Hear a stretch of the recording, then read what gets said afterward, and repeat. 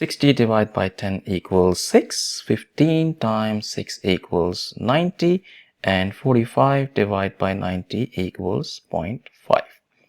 But this answer is not right, because according to the order of operations, we must solve parentheses, then exponents, then multiplication and division, and finally addition and subtraction.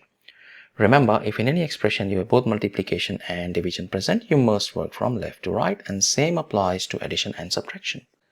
Now let's rewind and solve this problem the right way. If you notice, in this expression we have a couple of division operators present, we do have a multiplication operator present too, and we also have parentheses present. According to the rules, parentheses have highest priority, so let's solve what we have inside parentheses. We have 60 divided by 10, that gives us 6.